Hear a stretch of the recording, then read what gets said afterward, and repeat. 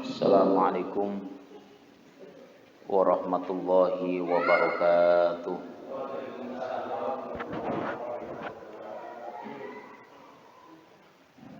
Bismillah, alhamdulillah, wasyukrulillah, wassalatu wassalamu ala rasulillah Sayyidina Muhammad ibn Abdullah wa ala alihi wa ashabihi wa mawalah. La haula wa la quwwata illa billah. Amma ba'da.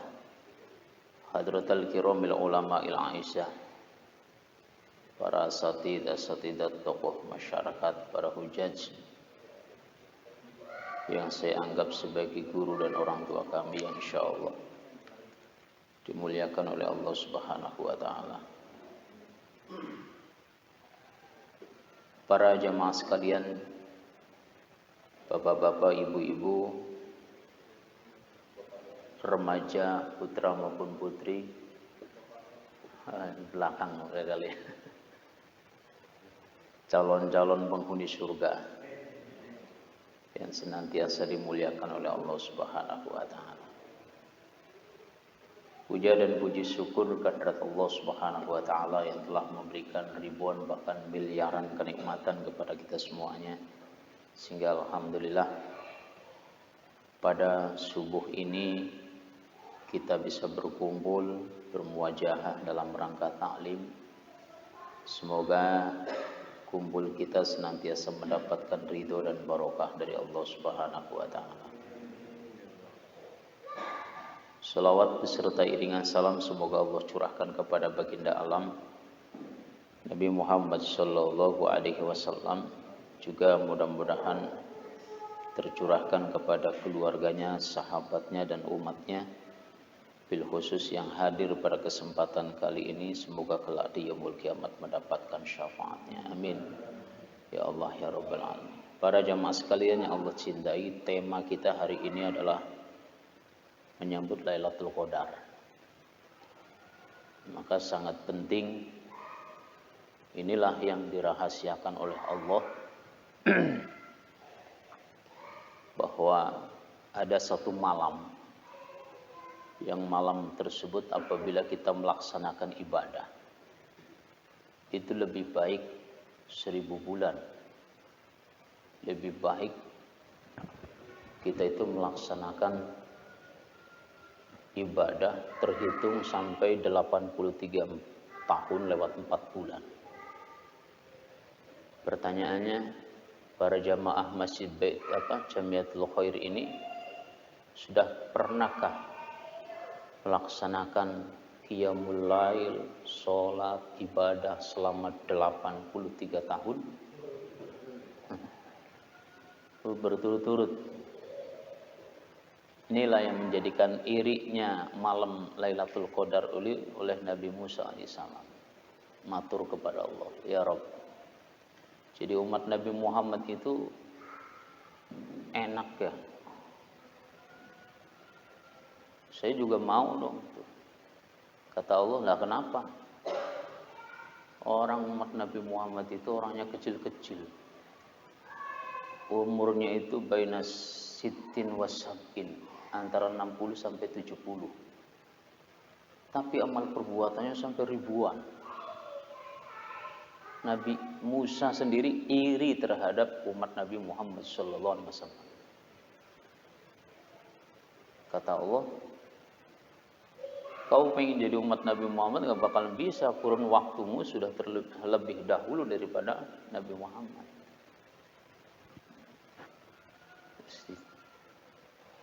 Bahwa orangnya kecil-kecil, umurnya antara 60 sampai 70, tapi amal perbuatannya sampai ribuan. Dua, amal perbuatan manusia itu kalau teman kita lihat dalam surat Al-An'am, man jaa bil hasanati falahu asyru amsalihha. Barang siapa yang melakukan kebaikan, maka Allah akan berikan pahala 10 kali lipat. Itu tertentu pada bulan-bulan biasa. Masuk Ashhurul Hurum, Bulan-bulan yang disucikan oleh Allah yaitu ada bulan Dzulqa'dah, Dzulhijjah, Muharram dan bulan Rajab. Amal perbuatan manusia Allah lipat gandakan menjadi 70 kali lipat. Dan masuk bulan Sya'ban yang oleh ulama sepakat bahwa bulan Sya'ban itu adalah bulannya Nabi. Itu amal perbuatan manusia itu satu kebaikan dibalas oleh Allah menjadi 700 kali lipat. Masuk pada bulan suci Ramadan, amal perbuatan orang yang beriman di bulan suci Ramadan, satu kebaikan Allah lipat gandakan menjadi 1000 kali lipat. Ada apa? Kok sampai 1000 kali lipat? Ada Lailatul Qadar. Makanya saking pentingnya Lailatul Qadar, jarang sekali orang yang memahami Lailatul Qadar hanya mendengar doang Lailatul Qadar gitu. Tapi bagaimana terjadinya, tanda-tandanya apa, terus orang yang mendapatkan Lailatul Qadar itu bagaimana, kemudian tata caranya beribadah di Lailatul Qadar itu bagaimana, tanggal berapakah Lailatul Qadar itu. Nah, itu yang perlu kita ketahui. Nah, di sini saking mulianya malam Lailatul Qadar. Terus apa sebenarnya yang terjadi pada malam Lailatul Qadar?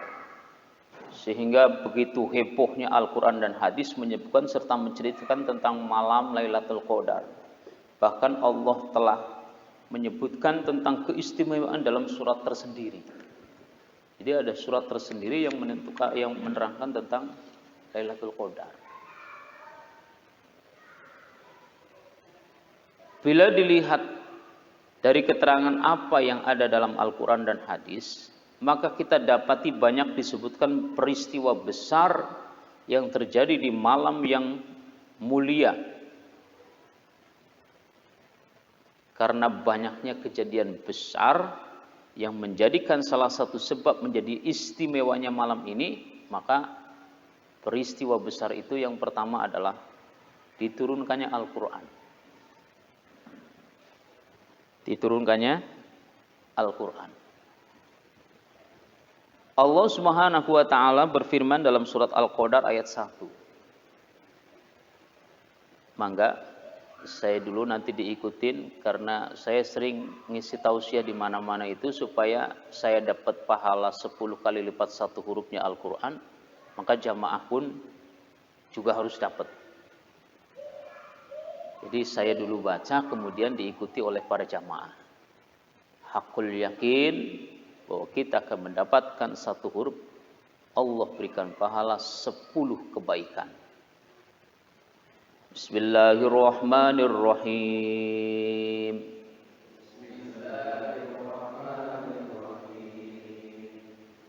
Inna anzalnahu fi lailatul qadar.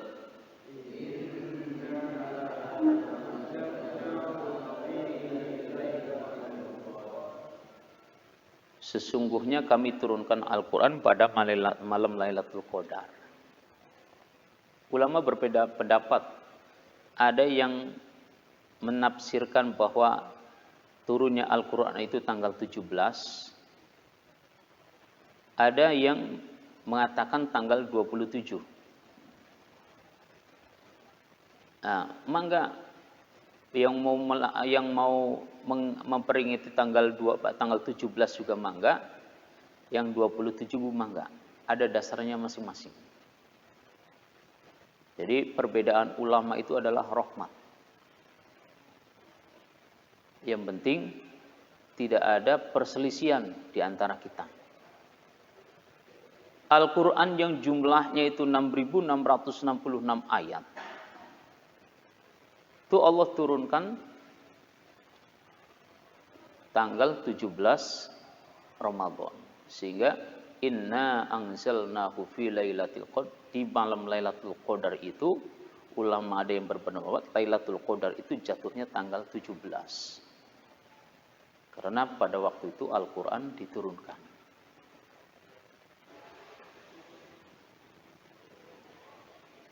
Inna anzalnahu fi lailatin mubarakah. Dalam surat Ad-Dukhan ayat 3 juga diterangkan, inna kunna mungdzirin. Sesungguhnya kami menurunkannya pada suatu malam yang diberkahi, dan sesungguhnya kamilah yang memberi peringatan. Jadi malam yang diberkahi itu adalah malam Lailatul Qadar. Apa memang satu malam kita melaksanakan sholat 2 rakaat itu bagaikan melaksanakan sholat 83 tahun lebih 4 bulan berturut-turut, nggak makan, nggak minum, nggak tidur, nggak istirahat.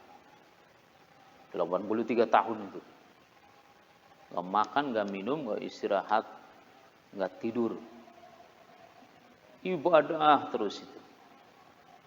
Makanya dinamakan Lailatul Mubarakah. Malamnya itu dari mulai pada maghrib sampai terbitnya fajar. Pada maghrib sampai terbitnya fajar. Makanya boleh itu ada jadwal. Habis maghrib nunggu sholat isya. Kemudian sholat isya berjamaah. Kemudian tarawih. Setelah tarawih kemudian tadarus. Jam 10 tidur. Bangun-bangun nanti jam 2. Jam 2 kita laksanakan sholat tahajud. Untuk menyambut Lailatul Qadar. Ada juga ulama yang berpendapat ternyata itu ada sholatnya. Lailatul Qadar itu ada sholatnya. Barang siapa yang melaksanakan sholat 2 rakaat. Fi kulli fatihatil kitabi maratan wal ikhlasi sab'a maratin. Wasani sawa'un kana. Rakaat yang pertama salat Lailatul Qadar setelah membaca suratul Fatihah membaca surat Al-Ikhlas 7 kali. Kemudian rakaat yang kedua juga sama, surat Al-Fatihah kemudian surat Al-Ikhlas 7 kali. Al-Ikhlasnya yang 7 kali. Kemudian setelah salam membaca Astaghfirullahaladzim wa atubu ilaih 70 kali. Astaghfirullahaladzim wa atubu ilaih 70 kali. Kata Rasulullah SAW dalam sabdanya, siapa orang yang melaksanakan sholat Lailatul Qadar, maka dosa-dosanya akan diampuni oleh Allah Subhanahu wa taala. Bukan dosa orang yang melaksanakan aja, akan tetapi seluruh dosa kedua orang tuanya pun akan diampuni oleh Allah Subhanahu wa taala. Kemudian Allah Subhanahu wa taala menyuruh malaikat untuk membangun gedung-gedung yang sangat megah. Kemudian menanam pohon-pohon buah-buahan, pohon yang berbuah. Kemudian mengalirkan air di bawahnya. Dan itu disediakan oleh Allah untuk senantiasa orang melaksanakan sholat Lailatul Qadar. Sehingga orang tersebut tidak akan meninggal dunia hatta yarudzalika, kecuali orang tersebut melihat dulu. Melihat tempatnya di surga karena dia melaksanakan sholat Lailatul Qadar, tersenyum dia sehingga meninggal dunianya itu tidak merasa sakit, sehingga meninggal dunia husnul khotimah, senyum karena melihat tempatnya itu di surga sudah disediakan. Itu lantaran karena melaksanakan sholat Lailatul Qadar. Para jamaah sekalian yang Allah cintai, istimewa yang kedua adalah malam ini lebih baik daripada 1000 bulan. Tadi sudah disampaikan. Bismillahirrahmanirrahim.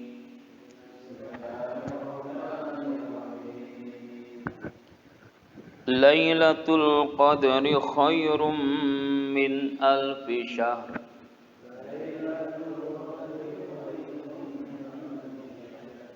Malam Lailatul Qadar itu lebih baik daripada 1000 bulan. Ya kalau dihitung itu 83 tahun lewat 4 bulan.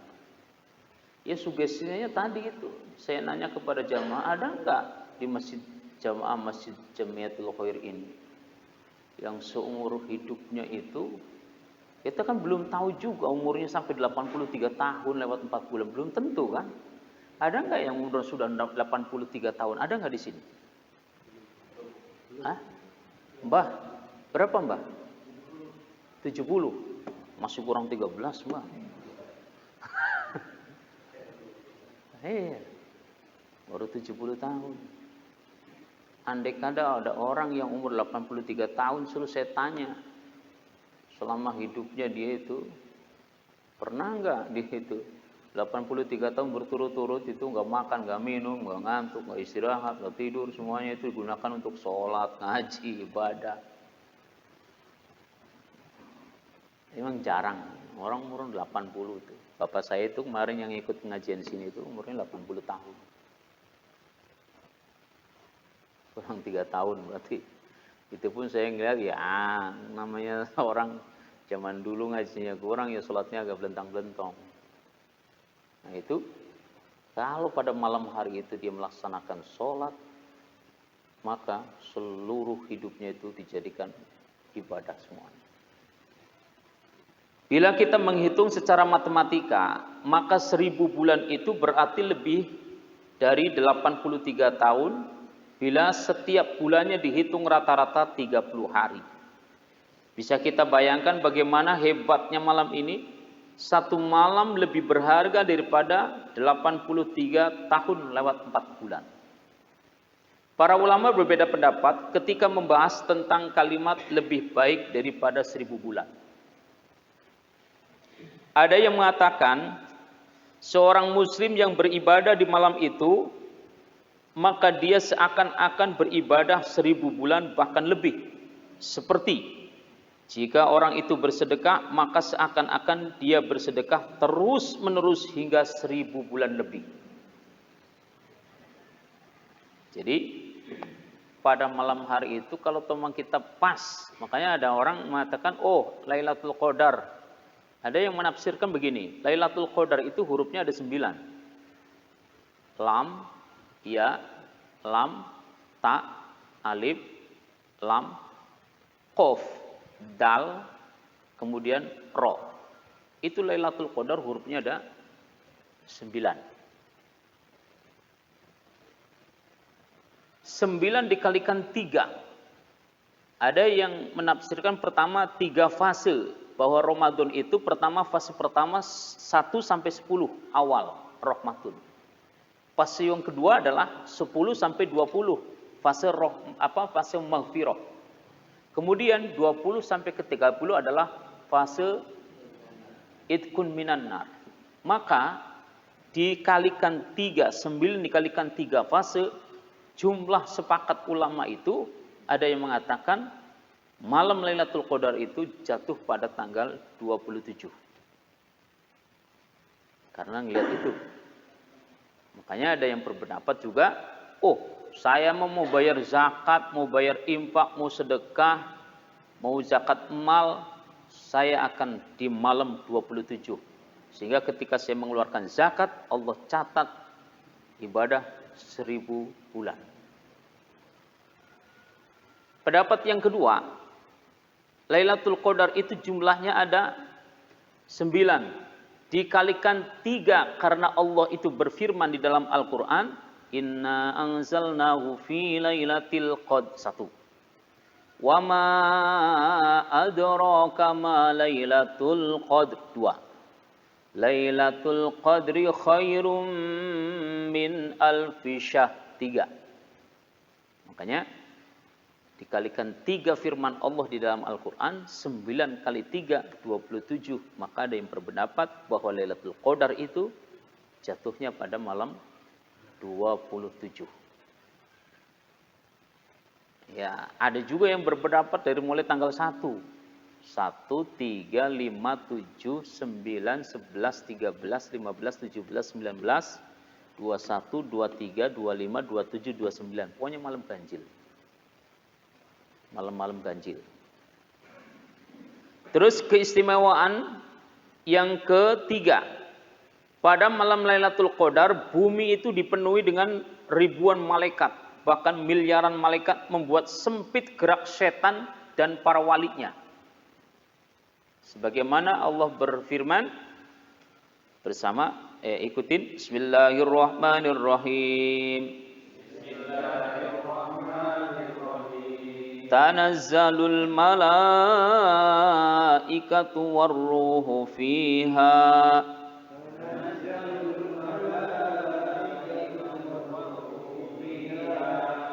Warruhu fiha biizni rabbihim min kulli amrin salam.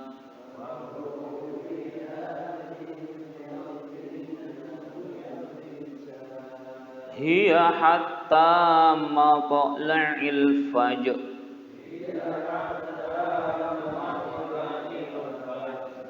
Pada malam itu turun malaikat-malaikat dan malaikat Jibril dengan izin Tuhannya untuk mengatur segala urusan. Malaikat Jibril dengan miliaran malaikat itu turun. Turun melihat mana hamba Allah, umat Nabi Muhammad yang pada malam hari itu beribadah. Makanya ahli thariqat, ahli sufi itu kalau malam-malam ganjil, terutama di malam-malam terakhir itu 21, 23, 25, 27, 29 itu nggak pernah pada tidur. Nanti tidurnya itu setelah sholat subuh. Kan hatta matla'il fajr. Lailatul Qadar itu dari mulai maghrib sampai hatta matla'il fajr, sampai fajar menyingsing. Baru malaikat itu kembali lagi. Turunnya malaikat ini untuk mencatat siapa yang beristighfar diampuni dosa-dosanya. Siapa yang minta akan dikabulkan doanya. Siapa yang bertobat akan diterima. Siapa punya cita-cita, punya harapan akan dikabulkan pada malam hari itu. Plus seluruh pada malam itu ketika satu kali melakukan kebaikan, Allah lipat gandakan menjadi 1000 bulan. Makanya malaikat itu malaikat turun itu sempit. Saya baca dalam kitab Daqiqul Akhbar, Pak. Yang namanya malaikat pertama kali diciptakan oleh Allah itu malaikat Israfil. Besarnya malaikat Israfil itu langit 7, bumi 7 itu lebih besar daripada malaikat Israfil. Lebih besar daripada malaikat Israfil. Malaikat yang kedua diciptakan oleh Allah itu malaikat Israfil, itu malaikat yang peniup sangkakala. Dia itu minta sama Allah, ya Rabb, berilah saya kekuatan 7 lapis bumi dan 7 lapis langit. Ya Allah, berikan saya kekuatan seperti kekuatan gunung, kekuatan lautan. Sehingga kekuatan tumplek-plek di malaikat Israfil semuanya. Sehingga ketika mengangkat sangkakala itu, orang tiupan trompetnya sangkakala itu, dunia dengan trompetnya itu lebih gede trompetnya malaikat Israfil. Yang kedua malaikat Mikail. Malaikat Mikail adalah malaikat yang Allah tugaskan untuk memberikan rezeki. Nah itu Allah ciptakan kurun waktunya terpautnya itu 500 tahun. Besarnya seperti besarnya malaikat Israfil. Terus yang ketiga malaikat Jibril yang Allah turunkan, yang Allah beri tugas memberikan wahyu. Besarnya sama seperti malaikat Israfil. Malaikat Mikail, malaikat Israfil, Jibril sama besarnya. Bahkan malaikat Jibril itu mempunyai sayap kanan itu 600.000 sayap. Sayap kiri itu mempunyai sayap 600.000 juga. Itu kalau temang menyelam dalam lautan hayat, kemudian satu kali itu mentas dari lautan hayat tadi, menggebraskan satu tetesan itu menjadikan miliaran malaikat. Miliaran malaikat. Yusabbihuna ila yaumil kiamat. Yang malaikat tersebut Allah berikan tugas untuk membacakan tasbih subhanallah subhanallah subhanallah subhanallah ila yaumil kiamat. Makanya dalam hadis qudsi itu diceritakan Ketika Allah menciptakan manusia dari mulai Nabi Adam sampai terakhirnya umat Nabi Muhammad, semuanya Allah jadikan kafir semuanya. Dijadikan orang yang tidak beribadah semuanya. Allah tidak akan bangkrut jadi Allah. Allah tetap Allah. Pun demikian, ketika Allah menjadikan Nabi Adam manusia pertama sampai umat Nabi Muhammad SAW, Allah jadikan orang yang beriman dan beribadah semuanya. Sedikit pun tidak menambah keagungan, kejayaan, kekayaan milik Allah. Lalu, apa tujuan kita sholat? Apa Allah memerintahkan kita untuk sholat? Untuk puasa? Untuk haji? Untuk umroh? Apa tujuannya? Begini Pak, kalau bapak-bapak nyuruh anaknya itu suruh bikin kopi, bapak-bapak nyuruh anaknya suruh bikin kopi, atau nyuruh istrinya suruh bikin kopi, itu yang butuh kopi siapa? Yang nyuruh kan? Benar gak? Yang nyuruh yang butuh kopi. Tapi kalau Allah menyuruh kita sholat, aqimis sholat, dirikanlah olehmu sholat. Puasalah di bulan suci Ramadan. Bacalah Al-Quran, keluarkan zakat, berangkat haji maupun umroh. Kalau mampu. Itu bukan berarti Allah itu butuh dengan sholat kita. Bukan. Allah itu justru sayang terhadap kita. Allah itu nggak mau disembah. Toh Allah itu tujuannya wa ma khalaqtul jinna wal insa illa liya'budun. Allah tidak menciptakan jin dan manusia. Kenapa kok ada manusia dan ada jin? Tidak lain illa liya'budun, kecuali untuk menyembah Allah. Allah menyuruh kita itu sholat, tujuannya adalah Allah sayang akan dimasukkan ke dalam tempat yang sangat indah, yaitu surganya Allah Subhanahu wa ta'ala. Allah nyuruh puasa, Allah nyuruh kita baca Al-Quran, Allah nyuruh kita sedekah, Allah nyuruh kita haji dan umroh, Allah nyuruh kita melakukan kebaikan. Allah sayang terhadap kita, mau ditempatkan di dalam surganya. Sebaliknya, Allah sudah nyuruh kita ya sholat, ya ngaji, ya puasa, ya haji, ya umroh, yang melakukan kebaikan. Tapi kita membangkang, tidak mau mengikuti perintah Allah. Allah juga sediakan neraka. Jadi Allah kalau teman nyuruh kita, kalau teman tadi anak kita disuruh, Neng, bikinin kopi, Neng. Itu yang butuh kopi itu adalah kita yang nyuruh. Tapi kalau Allah nyuruh kita, ayo sholat, ayo puasa, ayo ngaji, ayo haji, ayo umroh. Itu bukan Allah itu butuh terhadap sholat kita, itu bukan. Tapi Allah itu sayang terhadap kita. Para jamaah sekalian yang Allah cintai, makanya malaikat Jibril itu mengepakkan sayapnya itu 600.000 tetesan itu menjadi miliaran malaikat yusabbihuna ila yaumil qiyamah, membaca tasbih. Ada juga yang malaikat yang ditugaskan oleh Allah di langit yang kedua itu membaca alhamdulillah. Jadi miliaran malaikat di langit kedua membaca alhamdulillah, alhamdulillah, alhamdulillah, alhamdulillah. Terus di langit ketiga dia membaca Allahu Akbar, Allahu Akbar, Allahu Akbar. Ketika Rasulullah Isra dan Mi'raj itu lihat di langit pertama miliaran malaikat mengucapin subhanallah. Di langit kedua alhamdulillah. Di langit ketiga Allahu Akbar. Di langit keempat ribuan malaikat yang mengucapkan zikir tahlil. La ilaha illallah, la ilaha illallah. Makanya Rasulullah bersabda, siapa orang yang senantiasa ketika melaksanakan sholat, setelah sholat dia berzikir subhanallah salasu wa salasina 33. Kemudian alhamdulillah 33. Allahu Akbar 33. Maka ditutup dengan wahdahu la syarikalah lahul mulku wa lahul hamdu yuhyi wa yumitu wa huwa ala kulli syai'in qadir. Ghufir lahu ma taqaddama min dzambihi. Seluruh dosa-dosanya diampuni oleh Allah Subhanahu wa taala. Makanya kan orang tua dulu kita kan apik-apik gitu. Kalau habis sholat itu enggak bukan Allah malantas jalan, pikiran dulu. Yang tujuannya itu tadi. Kita kalau teman pikiran tadi, barangkali sholat kita ketika takbir Allahu Akbar, pikirannya jalan-jalan ke pasar. Allahu Akbar mikir besok nggak punya beras. Allahu Akbar pekerjaan masih numpuk. Allahu Akbar hutang banyak gitu.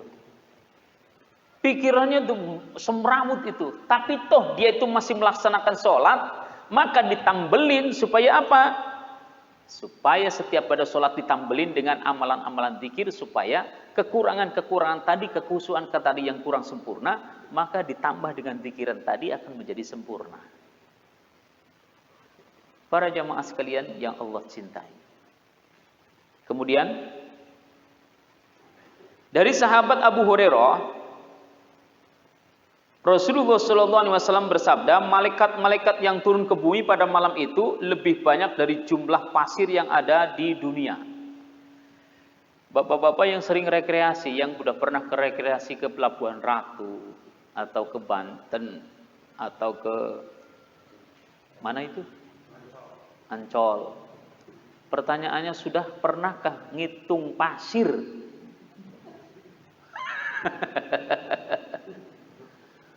Bapak mungkin udah pernah kali, Pak. Ngajak anak-anak ngitung pasir. Paling bukan ngitung pasir, ngubur kaki di pasir gitu. Saking penuhnya pada malam Lailatul Qadar itu, sejumlah pasir yang ada di dunia ini dihitungin 1, 2, 3, 1, 2, 3 sampai itu. Makanya pegel orang itu ngitungin pasir, nggak ada yang bisa. Itu jumlahnya malaikat. Makanya kan penuh. Dinamakan Lailatun adalah Lailatun, malam Qadar itu malam yang sempit. Sempit, 6 miliar malaikat turun untuk mencatat amal ibadah hamba-hambanya Allah Subhanahu wa Ta'ala. Para jamaah sekalian yang Allah cintai, banyak di antara ulama yang mengatakan para malaikat itu bentuknya sangat besar, bahkan untuk satu malaikat saja bumi tidak akan mampu menampung fisiknya. Lalu bagaimana jika mereka semua turun ke bumi dalam waktu yang bersamaan? Yang keempat itu malaikat Israil. Dijadikan oleh Allah kurun waktunya 500 tahun. Semuanya 500 tahun. Malaikat Israfil pertama, peniup sangkakala, dijadikan. Kemudian malaikat kedua, itu kurun waktunya malaikat Israfil dan malaikat Mikail itu 500 tahun. Diciptakan lagi 500 tahun baru ada malaikat Jibril. Terakhir baru ada malaikat Israel. Itu semuanya terpaut 500 tahun. Malaikat Israel itu dikatakan itu bentuknya, besarnya itu melebihi besarnya malaikat Israfil, Mikail dan Israel. Dan Mikail. Israfil, Mikail, Jibril. Itu lebih besar. Besarnya malaikat Israel. Malaikat Israel itu diketerangkan dunia, Pak, yang kita tempatin ini itu bagaikan koin dipegang oleh malaikat Israel. Cuma dilihat-lihat doang kayak gini. Koin yang 1000 itu bagaikan koin dibolak-balik itu. Dipegang terus saking kecilnya dunia itu, saking besarnya malaikat Israel. Dan malaikat Israel itu dikatakan mempunyai wajah di beberapa tempat. Wajahnya di kepala ada. Terus wajah di depan muka gini ada. Terus wajah di punggung dan wajah di kaki. Nah, ini ada fungsinya masing-masing nih. Wajah yang di atas sebagai kemuliaan itu selalu mengangkat derajat tinggi para wali, para nabi dan para rasul. Sehingga ketika meninggal dunia, mencabut nyawanya pakai wajah yang di kepala. Di atasnya itu. Untuk mengangkat. Karena orang-orang yang paling mulia hidup di alam dunia ya para rasul, para nabi, para utusan. Itu dicabutnya itu wajah yang di atas kepala. Kemudian orang-orang yang beriman Allah cabut lewat wajah depan seperti ini.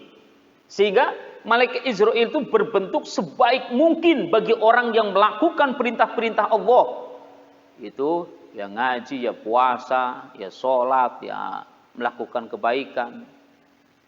Itu pakai wajah yang di depan.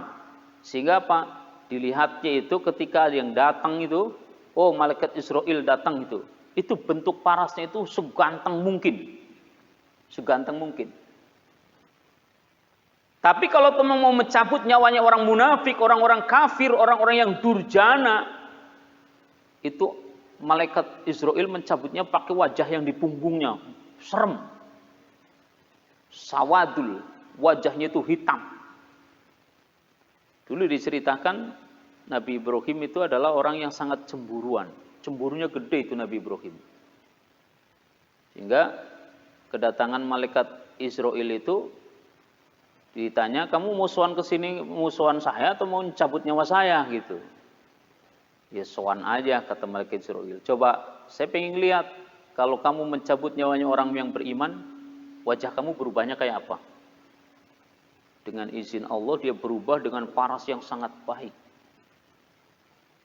Lalu kalau kamu mencabut orang munafik, orang durjana, orang kafir, wajahmu bagaimana itu? Itu berubah menyeramkan. Berubah menyeramkan. Saking menyeramkannya itu saking menyeramkannya Nabi Ibrahim langsung pingsan. Langsung pingsan. Oh, setelah pingsan gitu dibangunin sama malaikat Israel, bangun. Katanya tadi pengen lihat saya gitu. Pas bangun, dia mengucapkan, ya Allah lindungilah hambamu ini dari buruknya bentuknya malaikat Israel. Tapi kata malaikat Israel, tenang Ibrahim, tenang. Ini mah buat nyabut orang-orang kafir, orang-orang yang durjana. Makanya kita beruntung Pak, Muslim keturunan Pak. Walaupun nggak bisa baca Al-Quran, Muslim keturunan gitu. Yang penting engkongnya Islam dah gitu. Bersyukur nggak engkong kita? Lu dulu nggak mesen lo kita lo. Dulu pernah nggak mesen di kandungan? Ya Allah nanti saya turunin keluar dari golongan orang-orang yang Muslim. Mesen nggak? Nggak mesen, tahu-tahu jadi keturunan. Alhamdulillah bapaknya Islam, ibunya juga Islam, engkongnya juga Islam gitu. Itu kenikmatan yang luar biasa itu. Ada loh bayi-bayi. Kullu maulidin, setiap bayi yang dilahirkan itu yuladu alal fitrah. Itu menetapi ketika dilahir, menetapi fitrah. Fitrah itu suci, aidinil Islam, yaitu menetapi agama Islam. Tapi bapak ibunya itu yang menjadikan Yahudikah atau Nasronikah atau Majusi, bapak ibunya. Bapak ibunya. Makanya gitu beruntung banget pas begitu lahir terdengar suara adzan dari telinga kanan. Allahu Akbar, Allahu Akbar. Pertama kali itu. Ya kita memang gak denger. Tapi itu didengarkan oleh Allah. Sehingga apa? Besar sedikit, akil balik, connect, suruh ke masjid, gampang. Makanya dianjurkan ketika lahir disuruh baca adzan. Ada orang suruh, anakmu lahir sono adzan gitu, diadzanin gitu. Masuk ke masjid dia adzan. Adanya jam 9 malam. Allahu Akbar. RT, RW pada keluar semuanya itu. Ini orang baru gila kapan ini gitu. Oleh takutnya, kamu gimana gitu? Kenapa itu adzan jam 9 malam ini gitu? Lah anak saya lahir disuruh adzan sama bapak saya begitu. Maksudnya disuruh adzan di telinga kanan dan diikomatkan supaya besar nanti ketika akil balik dia itu connect sama adzan. Kadang-kadang yang diadanin aja sama sholat 5 waktu pada ninggalin. Iya, yang diadanin aja sama sholat 5 waktu pada ninggalin. Maka kewajiban seorang bapak ibu punya anak itu yang pertama kali didiklah anak-anak tersebut untuk sholat. Umur 7 tahun, udah persiapan 5 tahun itu sudah sering diajak ke masjid. Dan kalau diajak ke masjid itu harus bapaknya di sampingnya. Jangan kayak anak saya ajak, saya jadi imam, dianya main di belakang gitu. Saya juga pengen, anak saya taruh di ini nih, di sampingnya. Ayo mau apa itu? Kita ngikutin sholat. Yang repot saya jadi imam, dianya langsung di belakang tuh main-main itu. Aduh, nggak apa-apa daripada main, mesti mendingan main-main di masjid daripada main-main di rumah. Kan lama-kelamaan kan malu. Bilang sama temennya, oh sholat dong, sholat, itu sholat gitu. Sehingga-enggaknya itu ngerti itu. Tapi jangan dibentak ya, ketika ada anak di masjid itu main, jangan dibentak, dibilangin aja. Nah, ini masjid, bukan lapangan. Gitu. Jangan, weh, ini masjid, jangan main, jangan bercanda. Oh, kabur itu anak. Kagak balik-balik lagi.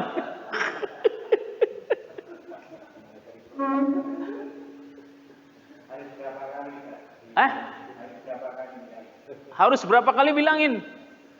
Kalau anak itu, kalau teman dibilangin 1 kali, 2 kali, 3 kali itu, terus-terusan karena memang belum mengerti. Karena memang jiwanya anak itu main. Orang saya dulu itu kalau teman lagi sujud, lagi ruku, Allahu Akbar, saya goyang ke pantatnya, dul, kan jatuh semuanya tuh, gitu. Saya dulu itu. Kenapa emang jiwanya anak itu main? Pokoknya jangan dibentak. Dididik, anak itu memang dididik karena memang nggak ngerti. Iya. Kalau dibentak, lu generasi kok dibentak. Nanti dia akan, anak itu akan mengingat. Sampai tua itu akan ngerti. Saya dulu dibentak sama si Anu di masjid ini gitu. Itu akan, walaupun orangnya sudah meninggal dunia.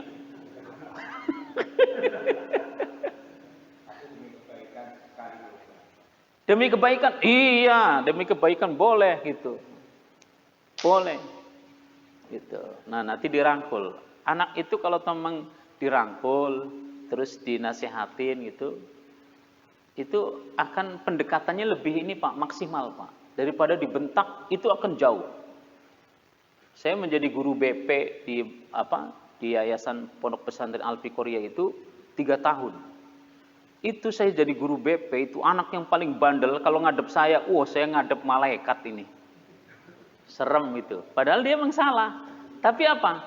Anak itu saya tanya, kenapa kamu melanggar? Apa alasannya?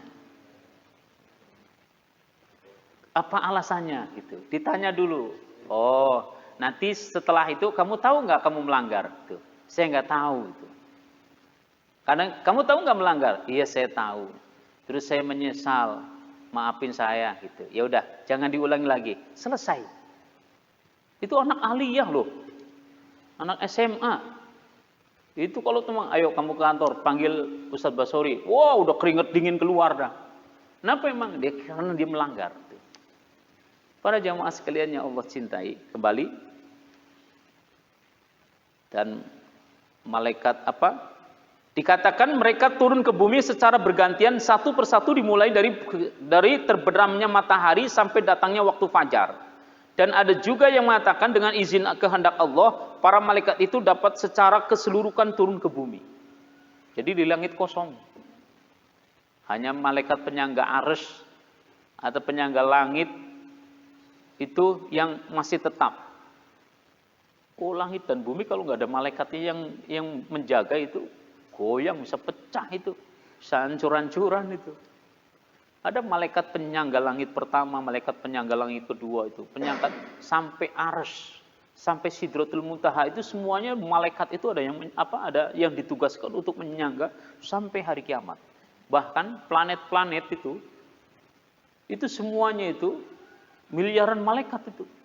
Fil fulkil mashhun yang ditugaskan oleh Allah untuk menjalankan di porosnya masing-masing. Sekarang dicontoh oleh orang yang bikin jalan tol, ada kanan ada kiri.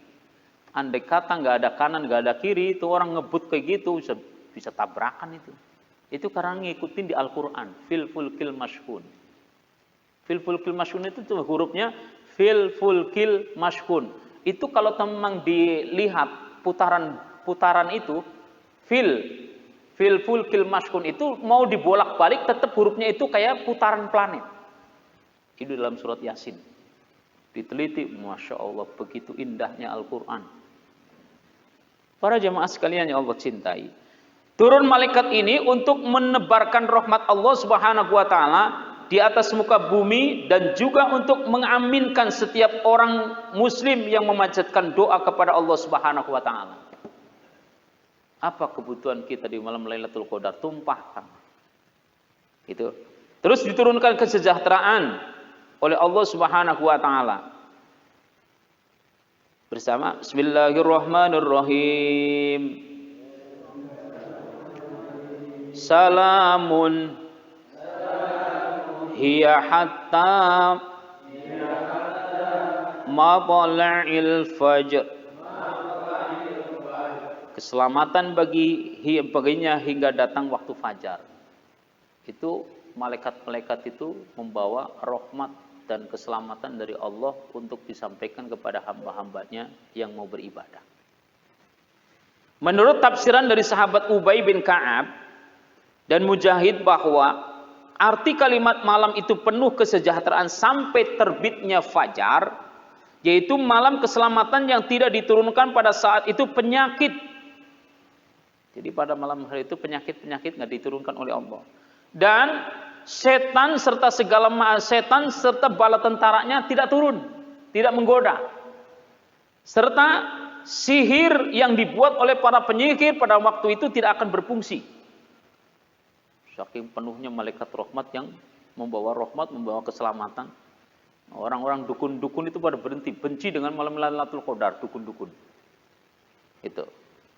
Jadi sebagian ulama ada yang mengatakan bahwa Lailatul Qadar itu hanya terjadi beberapa saat saja, waktunya antara terbenamnya matahari hingga terbitnya fajar.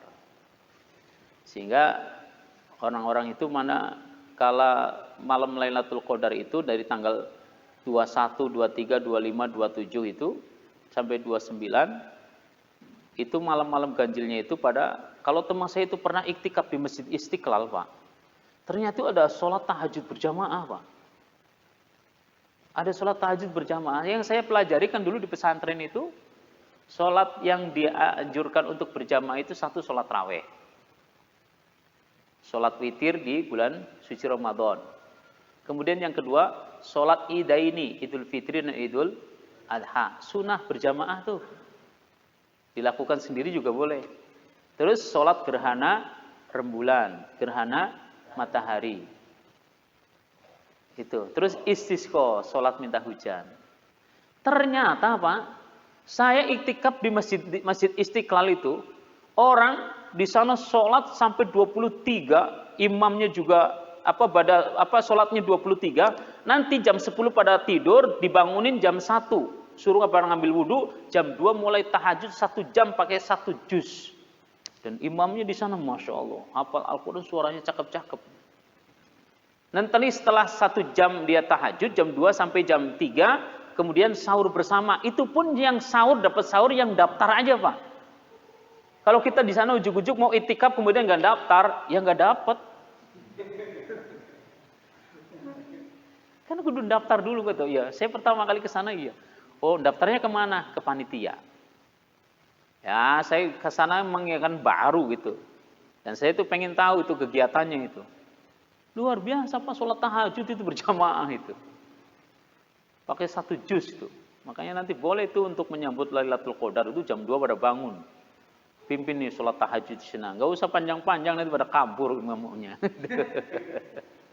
Pakai takasur, kulhu, wal asri, kulhu. Terus wailul kulhu, alam taro kulhu. Udah selesai 8. Dan gak usah witir lagi. Kenapa? Kan udah witir.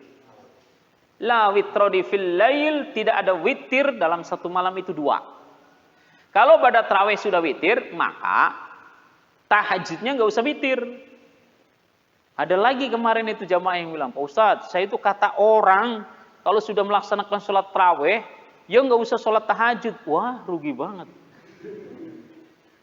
Orang tahajud itu dinamakan qiyamul lail. Qiyamul lail itu yang dianjurkan oleh Rasulullah. Rasulullah kalau qiyamul lail itu, kalau sholat tahajud itu, bacaan rakaat yang pertama surat Fatihah, yang kemudian setelah sholat Fatihah, kemudian surat Al-Baqarah.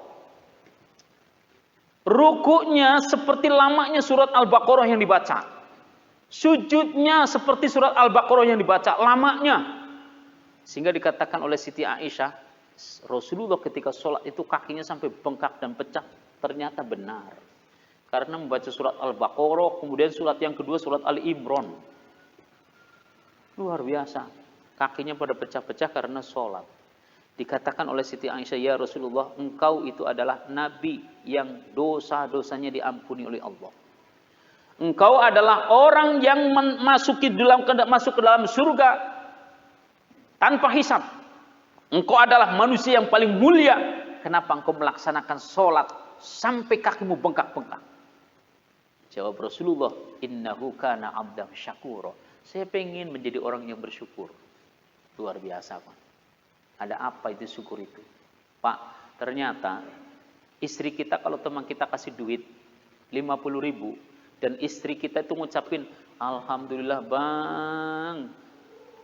Kata-kata alhamdulillah itu bisa mencukupi kebutuhan yang pada hari itu diterima.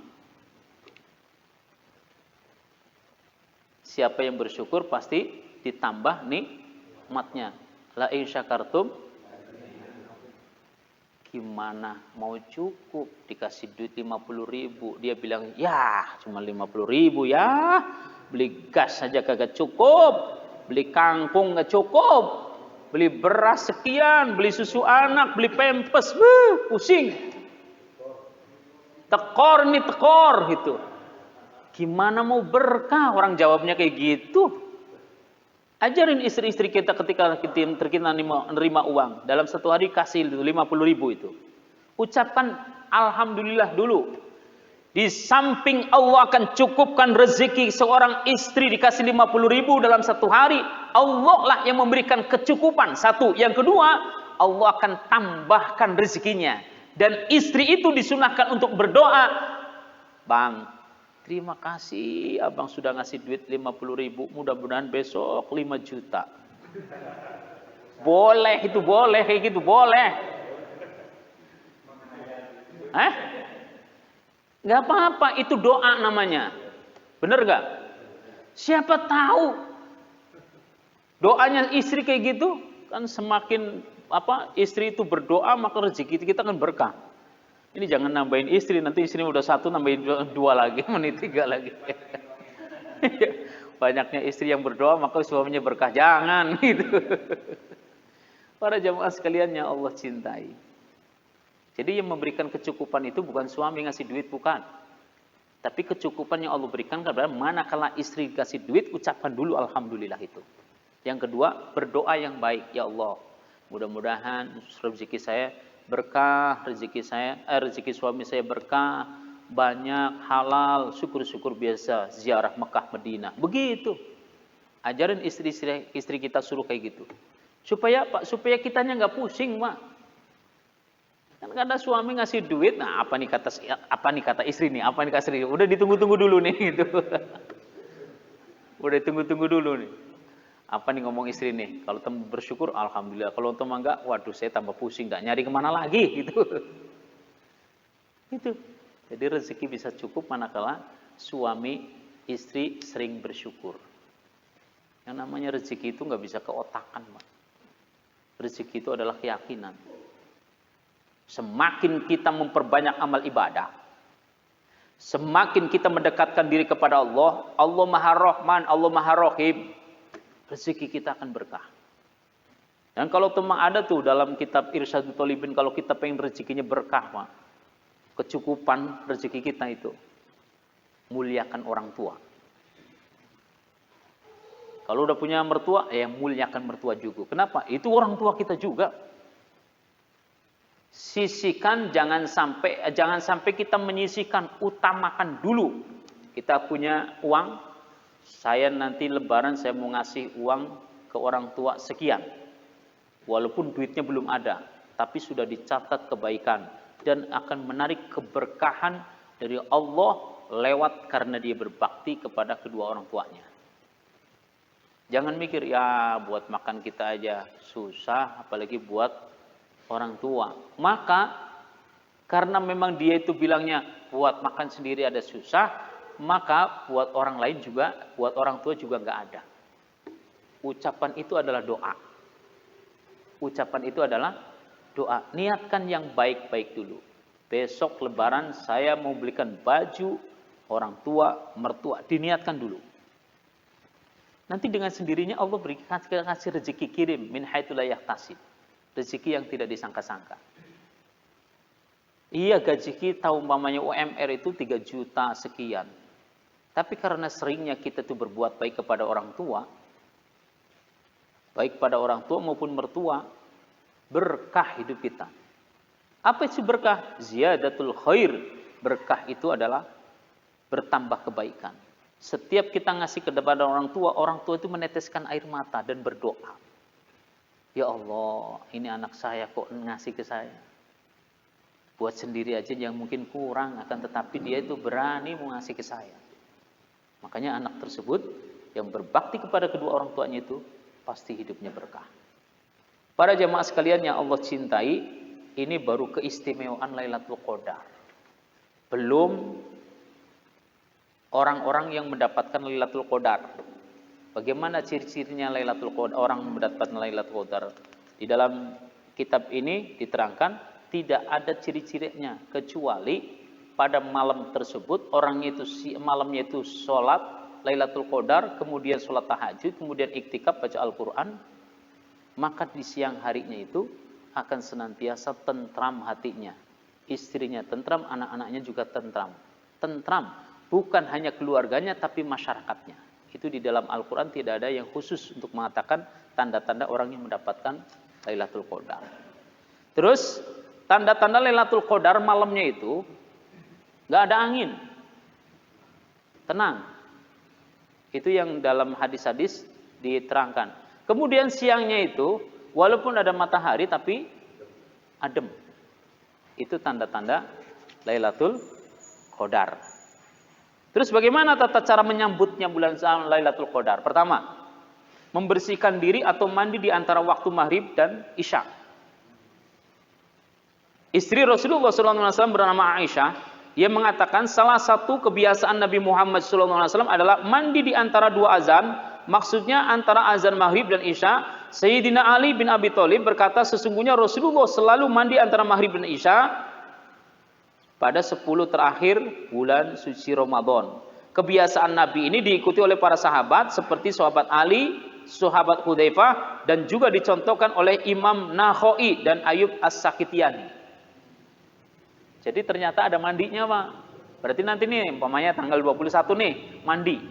Nawaitul husla lihuduril Lailatul Qadri lillahi ta'ala. Saya niat mandi untuk menghadiri Lailatul Qadar, sunnah karena Allah. Karena apa? Rasulullah juga mandi. Mandinya kapan? Antara maghrib dan isya. Berarti habis buka ya? Habis buka. Ingat-ingat Pak, tanggal 21, 23, 25 itu mandi, sunnah. Mandi doang itu sunnah. Saya mandi untuk menghadiri Lailatul Qadar. Terus nanti sholat berjamaah isya. Kemudian sholat tarawih. Sering saya sampaikan, man syahidal isya faka'annama qoma nisfal lailatin. Barang siapa yang melaksanakan sholat isya berjamaah, faka'annama qoma nisfal lailatin, bagikan melaksanakan sholat separuh malam dihitung dari jam 6 sore sampai jam 12 malam. Lah kalau subuhnya berjamaah beda lagi, wa man syahida subha faka'annama qoma lailatan.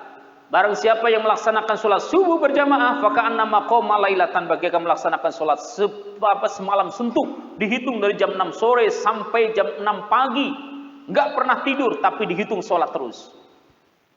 Inilah yang terdengar oleh orang yang buta matanya dan orang yang lumpuh karena mendengar hadis ini, dia akan walau habwan, dia akan merangkak ke masjid. Beruntung Pak, kita masih bisa berjalan Pak. Yang lumpuh pun dia itu akan merangkak karena besarnya pahala yang Allah berikan kepada orang yang berjamaah sholat subuh. Ibroh bagi kita apa? Pelajaran bagi kita Pak. Kaki kita cuma sakit asam urat doang kagak berangkat. Ya. Asam urat doang kagak berangkat. Wah ini bapaknya 70 tahun itu udah luar biasa mau datang itu. Iya luar biasa itu. Umur yang barokah itu adalah umur yang digunakan untuk ibadah. Pun juga sama. Rumah yang barokah itu adalah rumah yang jauh dari masjid, orangnya mau datang ke masjid, itu yang barokah rumahnya. Kenapa? Pulang dari masjid itu bawa Bawa keberkahan-keberkahan. Yang paling barokah lagi adalah rumah dekat masjid, orangnya mau jamaah ke masjid. Yang tadi kan barokah yang jauh. Yang paling barokah, yang barokah itu lebih dekat lagi tuh. Terus berarti sebaliknya dong, sejelek-jeleknya rumah adalah rumah yang jauh dari masjid, penghuni rumahnya nggak pernah ke masjid. Itu yang paling jelek. Kenapa? Emang nggak ada rahmat Allah yang Allah turunkan kepada orang yang punya rumah tadi itu. Orang semua itu keberkahan, kemurahan, kerahmatan, keselamatan itu adanya di masjid. Kan ada itu, sopo kang pengin uripe berkah, sopo kang pengin uripe berkah, benjang pejah mati husnul khotimah, ayo tumandang sholat berjamaah. Kalau kita pengen hidupnya berkah, meninggal dunia husnul khotimah, sering-seringlah rajin-rajinlah sholat berjamaah ke masjid. Itu adalah syiiran Sunan Kalijaga yang pada hakikatnya itu adalah hadis. Sunan Kalijaga dulu itu ngajarin orang itu nggak pakai ini hadisnya, ini dalilnya, enggak. Pakai syair-syairan. Ayo tumandang sholat berjamaah. Kita disuruh ke masjid berjamaah. Dan Allah itu memberikan sugesti kepada kita, orang yang melangkah ke masjid, satu langkahnya Allah berikan panjang umur. Yang kedua, Allah berikan berkah rezekinya. Yang ketiga, Allah berikan kesehatan. Dan yang keempat, Allah berikan keberkahan dalam rumah tangganya. Itu janji Allah pasti. Kalau janji Allah itu pasti orang yang datang ke masjid. Pak, nih Pak, saya mau nanya Pak.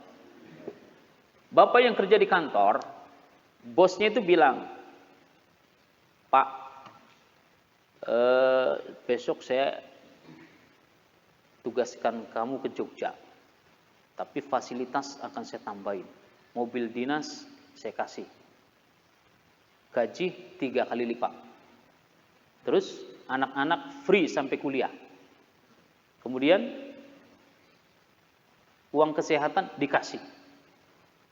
Itu kalau bos kita nawarin kayak gitu, kutu suruh pindah ke Jogja, kira-kira mau nggak Pak?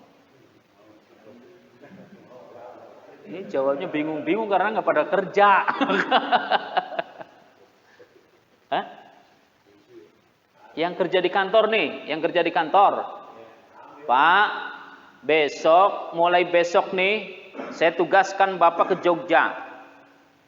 Dan fasilitas saya akan tambahin, gaji 3 kali lipat, anak-anak sampai kuliah free.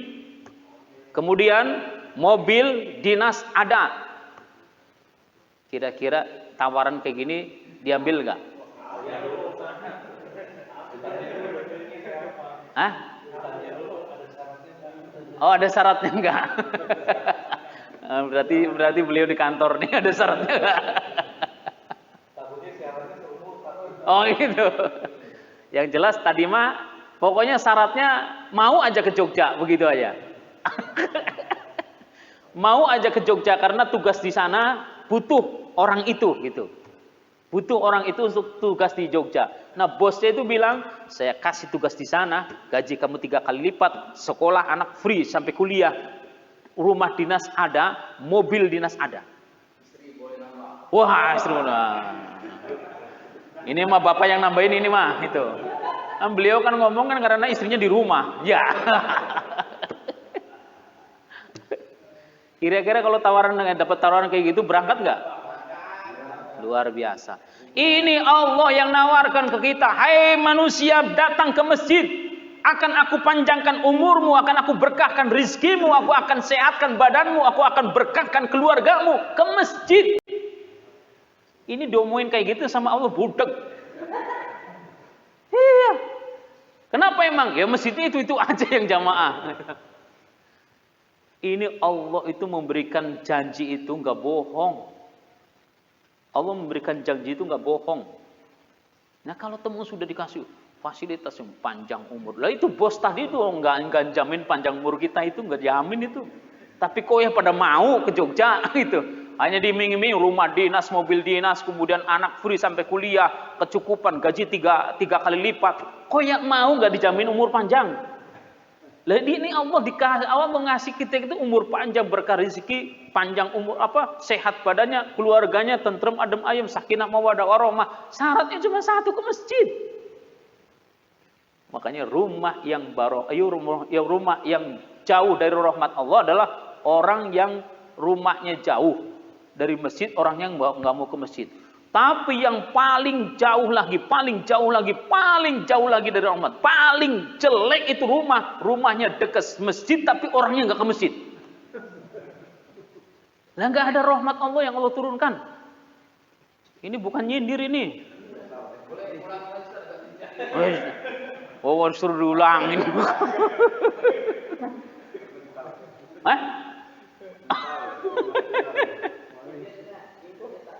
Oh, bukan nyinggung, memang pelajarannya ada. Lah kan keberkahan kan Allah turunkan ke masjid. Nah, kita tinggal ngambilin doang sholat 5 waktu. Itu kok palingnya banyak banget ya? Yang dekat palingnya banyak banget. Ya kan paling gitu. paling itu. Maka masjid itu Pak, barokahnya, kemudian kebaikannya banyak Pak, pahalanya banyak. Mau masuk ke masjid itu satu langkahnya tadi itu. Beberapa bonus Allah kasihkan. Apakah itu gratis? Enggak. Allah uji. 1, setan itu membawa 3 barang. Yang pertama, setan itu membawa tepung terigu. Biasa kalau habis sahur itu ditaburin tepung terigu ke matanya, kan pada ngantuk habis sahur. Ayo, lebih enak ngaji pada subuh atau tidur? Ayo jawab ya. Lebih enak tidur kan? Sama berarti Pak. Iya. Yang kedua, setan itu bawa kulit kambing. Setan itu bawa kulit kambing, habis sahur itu, orang itu ngantuk dan pengennya tidur. Lah imsak kurang setengah jam dia tidur. Dia dikemulin sama kulit kambingnya setan. Tambah pules. Tinggal setengah jam lagi dia tidur, tambah pules. Bangun-bangun 5:30 udah siang. Setan itu berhasil. Yang ketiga itu setan membawa paku. Berhasilkah dia itu bangun tidur?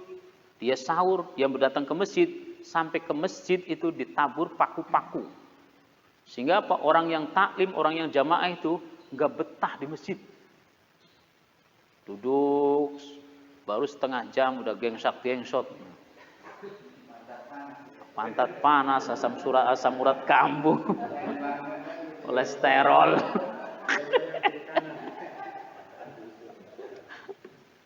Itu kena pakunya setan itu. Gak ada yang betah. Apakah sampai di situ itu setan itu menggoda? Enggak.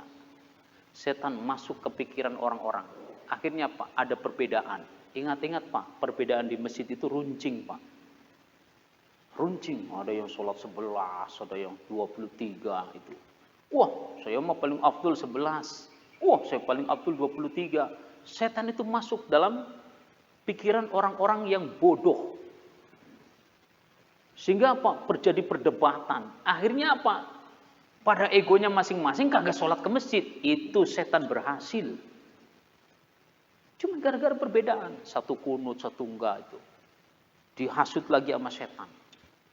Sehingga apa? Pecah jadinya. Ini masjid, barokahnya gede, keselamatan dijamin sama Allah, panjang umur dijamin, rezekinya dijamin. Apakah gratis? Enggak. Hanya orang-orang yang ikhlas datang ke masjid aja yang istiqomah. Makanya datang ke masjid itu prinsipnya satu, saya niat ibadah. Kalau sudah niat ibadah, hanya ridho Allah yang kita cari. Kalau sudah ridho Allah yang kita cari, mau orang ngomong apa kek, mau nyanjung, mau mencaci maki kek, tetap dia istiqomah beribadah. Makanya keberkahan semuanya itu ada di masjid, maka ambillah. Tapi begitu godaan besar itu jangan sampai kita kalah. Wala ta'i asumir rauhillah, janganlah kita berputus asa sama rahmat Allah. Allah kasih kebaikan itu banyak duri-duri yang akan menghancurkan kita. Emang rumah tangga pengen sakinah mawaddah warahmah emang gak diuji? Ujian itu kalau nggak datang dari suami, dari istri. Kalau nggak datang dari istri, suami enggak, dari anak. Suami enggak, istri enggak, anak enggak, dari tetangga. Tetangga enggak, suami enggak, anak enggak, istri enggak. Dari mana? Dari mertua.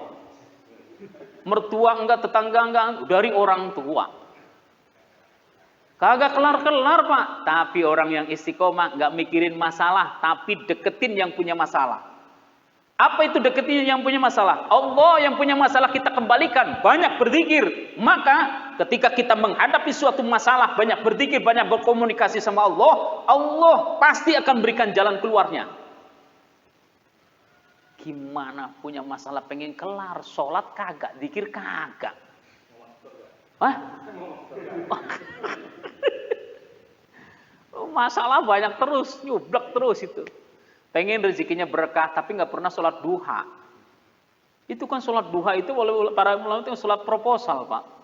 Coba aja tuh doanya, Allahumma in kana rizki fis sama'i, Allah apabila rezeki saya ada di langit, fa'angsilku, turunin dong. Pakai dong biar mantap. Iya.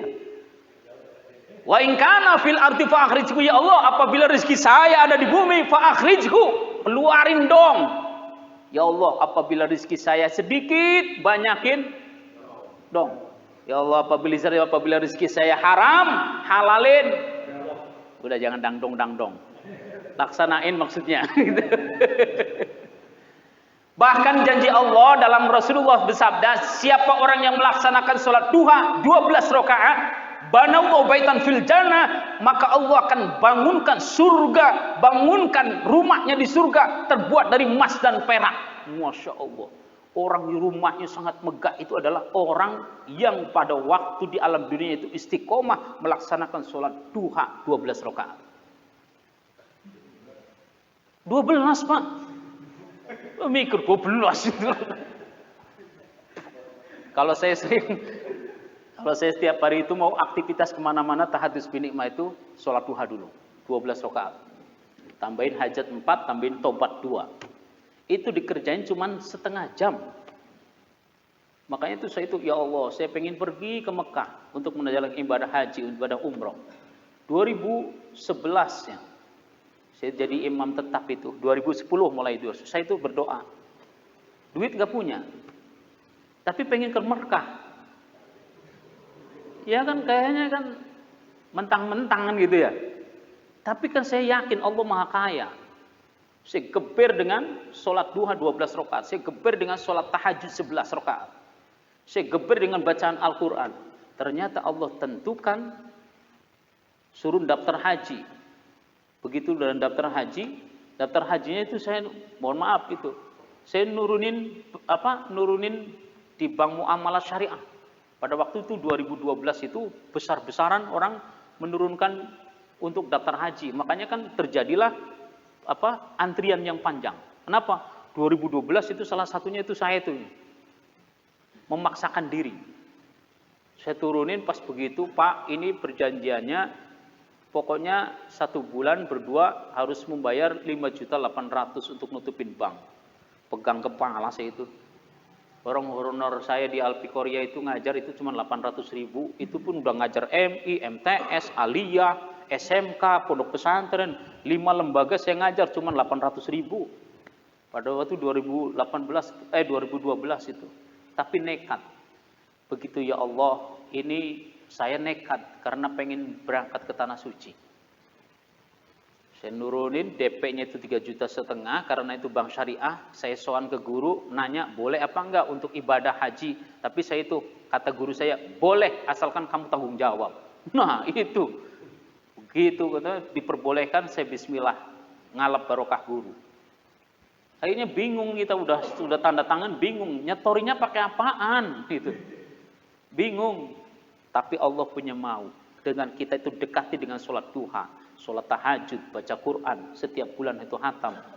Allah takdirkan saya diberangkatin umroh oleh salah satu jamaah, di travel itu dilamar. Begitu sampai di Mekah suruh tausiah 1 kali di Madinah, di Mekah tausiah 1 kali.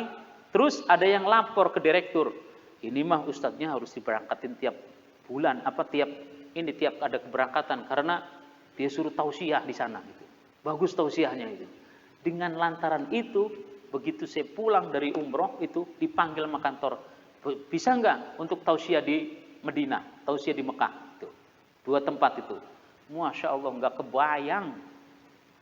Sini kan suruh ceramah di sini. Dulu kan di sini saya tahu dari tahun 2012 Pak sini. Iya, dulu. Kalau yang lama-lama kenal saya itu. Kalau wajah-wajah baru tuh, nah setelah 3 tahun itu saya ngilang dari peredaran. Ngilangnya gimana? Enggak dimasukin.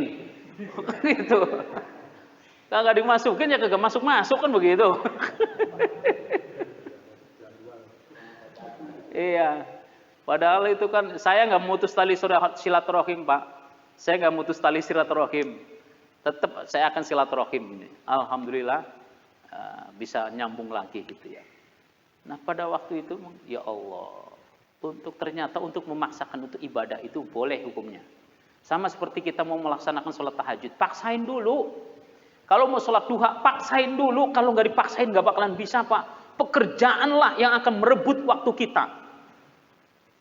So kalau teman kita nggak sholat duha, nggak maksain 12 rakaat, kita nggak dipaksain Pak selamanya. Ada orang mengatakan, nanti saya mau sholat duhanya setelah pensiun aja. Wah, setelah pensiun dilamar sama asam urat, sama encoknya kambuh, sama nggak bisa jalan itu dilamar oleh penyakit banyak. Dan nggak mau itu penyakit itu masuk ke dalam tubuh kita. Pengen ibadahnya nanti setelah pensiun udah nggak bisa apa-apa. Makanya kalau teman pengen itu paksain dari mulai sekarang yang masih sehat-sehat.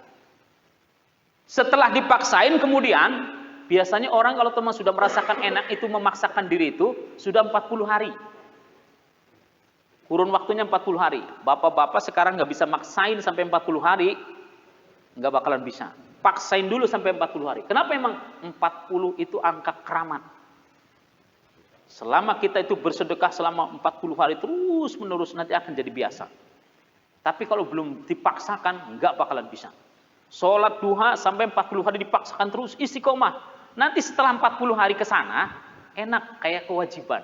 Siapa orang yang mengutamakan kewajiban, siapa orang yang mengutamakan kesunahan, pasti akan enteng untuk melaksanakan kewajiban. Tapi orang yang menyepelekan kesunahan, menyepelekan tahajud, menyepelekan sholat duha, maka akan berat juga melaksanakan sholat wajib. Kalau sudah melaksanakan sholat wajib berat, biasanya menyepelekan sholat sunnah. Rawatib kagak, qobliyah enggak, badiah enggak. Wajib doang, itu pun Allah melantas jalan. Kenapa? Banyak kesibukan duniawi. Ini kalau teman kita enggak memaksakan untuk ibadah, berarti boleh hukumnya untuk memaksakan ibadah. Karena pada hakikatnya manusia itu tempatnya males dan keluh kesah. Aduh sakit gigi nih, enggak ke masjid dulu deh sakit gigi tuh. Aduh asam uratnya itu kambuh nih gini, nggak ke masjid dulu lu asam urat. Gitu. Aduh kantongnya kering nih, nggak ke masjid dulu nih. Iya, macam-macam itu orang itu. Para jemaah sekalian yang Allah cintai. Kemudian selanjutnya, tadi kan mandi ya, mau menghadapi Lailatul Qadar mandi ya.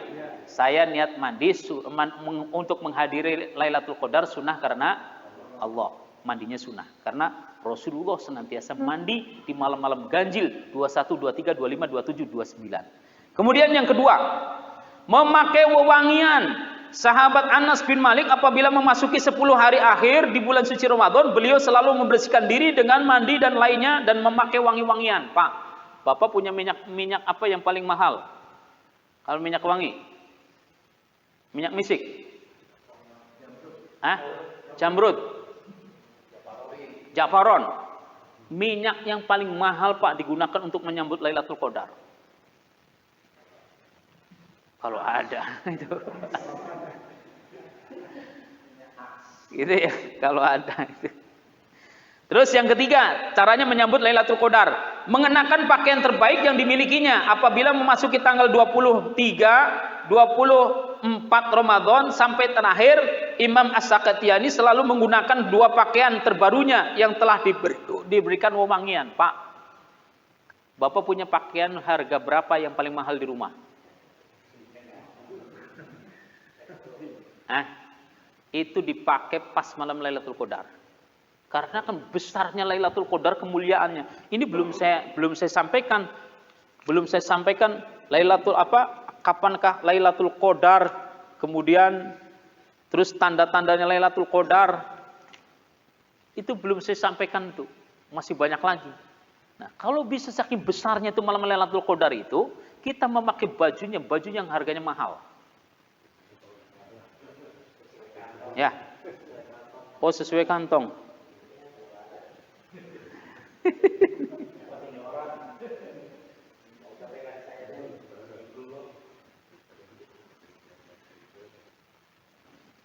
Terus membersihkan, yang keempat, membersihkan dan memberikan wangi-wangian tempat ibadah seperti musola, masjid. Nah, ini musola masjidnya itu semprotin yang wangi-wangi. Itu. Pakai semprot yang wangi-wangi. Berkata Hamad bin Salamah, dahulu Sabit Al-Banani dan Hamad At-Tawil pada malam ke-10 terakhir bulan suci Ramadan selalu mengenakan pakaian terbaiknya dan memberikan wewangian dan membakar buhur. Buhur itu seperti, bukan kemenyan, bukan ya. Buhur itu ya. Kalau teman saya itu pernah itu bulan puasa di tanah suci, baik Mekah maupun Madinah itu, setiap mau maghrib itu, mau sholat tarawih itu semua petugas-petugas membakar buhur-buhur yang baunya wangi. Dan itu disunahkan oleh Rasulullah. Itu boleh tuh nanti itu beli buhur, kayaknya di Empang ada deh. Ya, kayu gahru. Dibakar, taruh di depan itu, sunnah kok hukumnya. Supaya apa? Wangi. Karena apa? Malaikat itu akan turun. Miliaran malaikat akan turun. Dan malaikat itu senang yang wangi-wangian. Gitu ya. Senang yang wangi-wangian. Terus Imam Tamin Ad-Dari membeli pakaian seharga 1.000 dirham. Pak, 1.000 dirham itu, kalau teman bahasa sininya, 1.000 dirham itu, 1 dirhamnya itu harganya, 1 dirhamnya itu 4.000. 1 dirham. Berarti kalau 1.000 dirham berarti 4 juta. Itu Imam Tamim Ad-Dari ketika mau malam Lailatul Qadar itu beli baju sampai 4 juta untuk menghormati Lailatul Qadar doang. Mana dalilnya? Kata Imam Tamim Ad-Dari. Ayo bareng-bareng. Bismillahirrahmanirrahim. Ya bani Adama, khudhu zinatakum inda kulli masjidin wa kulu washrabu wa la tusrifu innahu la yuhibbul musrifin. Hai anak Adam, pakailah pakaianmu yang lebih indah dan setiap kamu masuki masjid. Makan dan minumlah dan janganlah berlebih-lebihan. Sesungguhnya Allah tidak menyukai orang-orang yang berlebihan. Pertama, ayat ini menerangkan tentang kita memakai pakaian yang bagus. Pakaian yang bagus satu harganya mahal, warnanya putih. Karena afdhalus siyab, lebih utama-utamanya pakaian, lebih utama-utamanya pakaian itu warna putih. Jadi warna putih.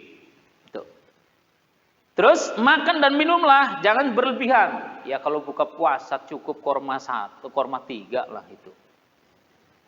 Korma 3, terus nanti air putih gitu kan. Ini kan hebat, begitu takjil di masjid, ada bakwan, ada tempe, ada nasi goreng, ada nasi padang gitu. Ada lontong.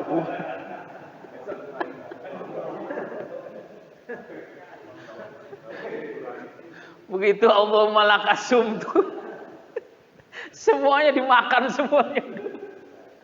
Berlebihan, begitu kenyang tarawihnya ngantuk gitu. Tarawihnya ngantuk gitu. Makanya tidak boleh berlebihan. Makan itu cukup secukupnya. Maka Rasulullah menganjurkan makanlah kamu berhentilah makan sebelum kenyang. Artinya apa? Jangan kenyang-kenyang itu. Kalau kenyang-kenyang itu biasanya itu ngantuk. Para jamaah sekalian yang Allah cintai, pakai pakaian yang bagus. Masjid ke masjid itu pakaian yang bagus. Pak, begini. Kalau Bapak dipanggil Presiden Jokowi ke istana, Bapak mau pakai pakaian yang compang-camping atau pakaian yang rapi atau pakaian yang termahal? Yang terbaik kan? Oke. Kalau mau ke gubernur sama berarti ya? Ke bupati? Sama ya? Pokoknya mau datang ke orang-orang besar lah gitu ya. Ini mau datang ke masjid pakai kaos partai. Ini mau menghadap bosnya presiden, mau menghadap bosnya gubernur, mau menghadap bosnya bupati, camat, RT, RW. Itu bosnya yaitu Allah datang ke masjid pakai kaos partai, coblos nomor 10. Gimana sopannya coba?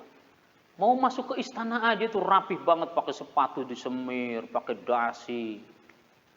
Saya Pak suka bimbing upacara hari Senin Pak. Itu anak mau menghormatin sang merah putih aja. Kalau sekolahnya itu SD itu harus pakai merah putih. Betul nggak? Kalau SMP biru putih. Ya. Terus kalau SMA putih abu-abu ya. Saking mau menghormati hari Senin itu semuanya guru itu melihat sepatunya harus warnanya hitam. Terus kaos kakinya harus warnanya apalah gitu kan. Ya, terus bajunya harus rapi semuanya. Itu hari Senin mau ngormatin bendera doang. Ini ke masjid nggak diajari, mau masuk ke masjid itu kita mau menghadap bos, menghadap bos. Pakai pakaian minimal ya baju koko lah gitu. Baju koko. Baju koko. Ya enggak Pak. Ini mohon maaf yang ada tulisan Majelis Rasulullah itu. Jangan di depan. Kenapa emang? Oh, waladhdallin amin. Yang lain pada amin, ditulisnya Majelis Rasulullah begitu. Tapi nggak apa-apa gitu. Nggak apa-apa gitu. Jadi kalau bisa pakaian polos yang nggak ada tulisannya. Tapi memang Pak yang namanya sholat itu makruh hukumnya sampai Rasulullah itu mendoakan orang kalau teman sholat matanya menghadap ke atas itu, ya Allah butakan orang yang sholat matanya menghadap ke atas. Saking pentingnya tempat sujud Pak. Berarti begini Pak. Saya contohkan itu. Saking pentingnya itu. Sholat ini, Allahu Akbar. Kayak gini Pak, ini yang gak boleh. Harusnya tempat sujud yang dilihat. Mau bayar, iya tempat sujud. Dilihat kayak gini. Mau di depan pakai kaos partai kayak, mau tulisan apa, masa bodoh. Yang penting saya ngeliatin tempat sujud. Itu yang pantas Pak. Konsentrasi itu. Itu yang dianjurkan Rasulullah. Sampai Rasulullah itu mengatakan, ya Allah butakan matanya orang yang sholat menghadap ke atas. Itu dalam kitab apa? Pernah saya baca itu yang Sahih Bukhari Muslim kalau nggak salah itu. Saking pentingnya orang sholat harus menghadapnya ke tempat sujud. Jadi orang mau pakai pakaian apa aja itu bukan masalah kita. Yang penting mah kita itu ketika sholat menghadap ke tempat sujud. Itu.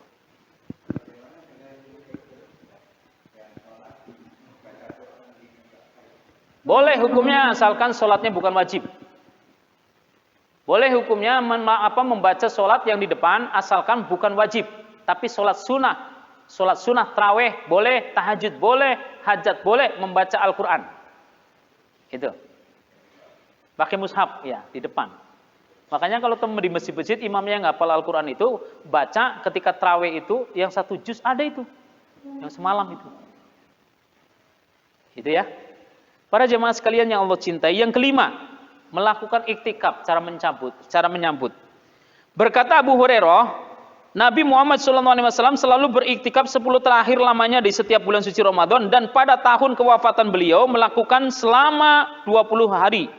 Berarti Rasulullah tahun kewafatannya 1 tahun kurang 1 tahun mau meninggal dunia, Rasulullah itu selama 1 tahun tadi itu iktikafnya dari tanggal 10 sampai tanggal 30. Awal-awalnya dari tanggal 23 aja. Dari tanggal 21, 23, 25, 27, 29 karena menghadapi Lailatul Qadar. Tapi setelah mau kewafatannya 1 tahun mau kewafatannya, berarti kan umur 63 tahun Rasulullah meninggal dunia. Berarti dari mulai umur 62 tahun Rasulullah iktikaf itu dari mulai tanggal 10 sampai tanggal 30. Sampai Rasulullah itu nggak pulang-pulang gitu ya. Nggak pulang-pulang. Di antara hikmah beriktikaf adalah Rasulullah pada malam tersebut beliau mengharapkan saat datangnya malam Lailatul Qadar dalam keadaan beriktikaf. Jadi Rasulullah sangat mengharapkan ketika lagi iktikaf itu datang Lailatul Qadar. Bagaimana tata cara iktikaf? Pertama, suci, wudu. Yang kedua, duduk di masjid, niat nawaitu an a'takifa fi masjidin sunnatalillahi ta'ala. Saya niat beriktikaf di masjid sunnah karena Allah. Berapa lama iktikafnya? 1 jam minimal. Maksimal beberapa jam. Dan iktikaf batal manakala wudunya batal. Iktikaf batal manakala wudunya batal. Apa yang harus dilaksanakan? 1. Apa yang harus dibaca? 1. Membaca Al-Quran. Pertama, sholat. Wudu, kemudian duduk, saya niat iktikaf karena Allah, kemudian melaksanakan sholat mutlak. Sholat hajat atau sholat apalah itu. Nah, setelah itu membaca Al-Quran. Yang kedua. Yang ketiga, membaca istighfar. Kenapa? Dosa kita banyak. Ini tata caranya iktikaf. Yang keempat adalah membaca zikir. La ilaha illallah Muhammadur Rasulullah. Karena apa? Man kana akhiru kalamihi la ilaha illallah dakhulal jannah. Pada siapa orang yang pada akhir hayatnya mengucapkan lafaz la ilaha illallah dakhulal jannah, pasti akan masuk ke dalam surga. Dan yang terakhir, tata caranya iktikaf adalah bersolawat kepada Nabi Muhammad SAW sebanyak-banyaknya. Ada 5 cara berarti Pak, caranya iktikaf. Pertama tadi apa? Wudu. Terus masuk ke masjid, niat duduk dulu. Kemudian sholat. Sholat, kemudian setelah sholat baca Al-Quran. Kemudian baca istighfar. Kemudian yang kelima, baca zikir, la ilaha illallah. Yang keenamnya baca sholawat. Gampang kan Pak ya? Mudah kan? Waktunya itu, iktikaf itu boleh kapan aja. Boleh di bulan suci Ramadan dari tanggal 1 sampai tanggal 30. Boleh di luar Ramadan. Seperti mau sholat Jumat. Itu niatin iktikaf. Jadi jangan duduk. Pertama, niatin iktikaf dulu. Dan Rasulullah senantiasa beriktikaf di hari-hari biasa, pernah. Di hari-hari biasa. Wudu, kemudian tapi Rasulullah itu sangat menganjurkan tanggal 1 Ramadan sampai tanggal 30. Tapi yang sangat hadis-hadisnya sahih itu, iktikaf itu di 10 terakhir. Karena ada Lailatul Qadar itu tadi. 10 terakhir. Makanya, habis. Pokoknya waktunya dari mulai maghrib, terbitnya matahari, sampai terbitnya fajar. Itu kalau bulan suci Ramadan. Karena ini bertepatan dengan Lailatul Qadar. Jelas ya? Oke, yang keenam sekarang. Memperbanyak doa, sholat, serta bertafakur. Rasulullah pada 10 terakhir menghidupkan malam dengan banyak mendirikan sholat dan membaca Al-Quran yang sangat panjang. Tidak melewati ayat-ayat rahmat kecuali Rasulullah memintanya dan membaca ayat yang berisikan tentang siksa, beliau berlindung kepadanya. Dan jadi satu malam sholatnya Nabi Muhammad itu melakukan doa tafakur sekaligus. Lalu apa yang harus dibaca? Setelah sholat, ngaji, dzikir, baca sholawat, banyaklah doa-doa seperti Siti Aisyah bertanya, ya Rasulullah, kalau saya datang malam Lailatul Qadar, dalam ini Lailatul Qadar, tanggal 21, 23, 25, 27, 29, apa yang harus saya baca? Kata Rasulullah, kuli, ucapkanlah olehmu wahai Aisyah, Allahumma innaka afuwun karim, tuhibbul afwa. Itu bacaan Lailatul Qadar. Terus, apalagi dalam sebuah hadis dikatakan Rasulullah SAW pada 10 terakhir selalu membaca Allahumma inna nas'aluka ridhaka wal jannah wa na'udzubika min sakhatika wan nar. Allahumma ya Allah, inna nas'aluka, sesungguhnya kami minta kepada Engkau ridhomu wal jannah, dan surgamu. Wa na'udzubika, dan aku memohon kepadamu min sakhatika, dari marahmu, wan nar, dan dari siksa api nerakamu. Itu Rasulullah yang berdoa gitulah. Kita sebagai hambanya, sebagai umatnya, suruh berlindung kepada Allah dari neraka, malah deketin neraka. Malah suruh berlindung dari Allah, dari marahnya, malah bikin Allah murka. Suruh berlindung kepada Allah dari siksa api neraka jahanam, malah deketin neraka. Itu Rasulullah senantiasa berdoa, Allahumma inna nas'aluka ridhaka wal jannah wa na'udzubika min sakhatika wan nar. Terus mangkoma lailatul qadri imanan wa ihtisaban ghufira lahu ma taqaddama min dzambihi. Barang siapa yang melaksanakan salat Lailatul Qadar, kemudian dia berzikir, kemudian dia salat, kemudian dia tuh membaca Al-Qur'an, beristighfar, kemudian membaca sholawat. Qoma Lailatul Qadri imanan, dia iman, percaya kepada Allah, wa ihtisaban, dan hanya mencari ridha Allah, ghufira lahu ma taqaddama min dzambihi, maka seluruh dosa-dosanya diampuni oleh Allah Subhanahu wa taala. Ini terakhirnya diampuni dosa-dosanya oleh Allah. Syaratnya di awal kita disuruh untuk menghidupkan malam Lailatul Qadar. Ini sebenarnya masih banyak. Tapi waktunya udah itu, saya ada acara lagi gitu. Tapi mudah-mudahan nggak puas dan nggak paham, sehingga kan bisa nanya. Nggak puas dan nggak paham, mudah-mudahan kan nggak puas, nggak paham, sehingga apa? Tuntas untuk oh, tadi kan saya tuh lagi dengerin pengajian kan saya sambil ngantuk gitu. Saya akan tanya. Nah, itu maksudnya itu. Ya, mungkin ada yang bertanya, saya kasih waktu 5 menit. Ya, mangga.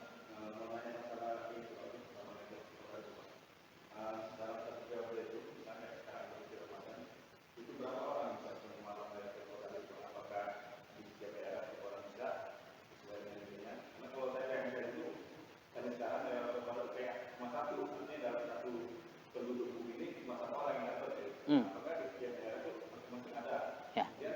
Kalau dia ketemu malam Lailatul Qadar itu, apa yang dia lihat, Pak? Karena saya pernah dengar ada yang bilang dia ketemu malam Lailatul Qadar, itu dia melihat bahwa langit ini terang, dia nggak lihat apa-apa.